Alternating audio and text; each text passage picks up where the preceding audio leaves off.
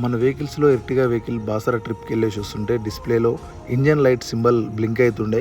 మనం వచ్చాక సర్వీస్ సెంటర్కి తీసుకెళ్ళి ప్రాబ్లం ఏంటని సిస్టమ్ పెట్టి చెక్ చేపిస్తే అది ఎయిర్ ఫిల్టర్ సంబంధించిన సెన్సార్ అయి ఉండొచ్చు, మాప్ సెన్సార్ అయి ఉండొచ్చు. సో ఆ రెండిట్లో ఏదో ఒక ప్రాబ్లం అయి ఉంటుందని చెప్పాడు. నెక్స్ట్ సర్వీస్లో చేంజ్ చేసుకోవాలని చెప్పారు.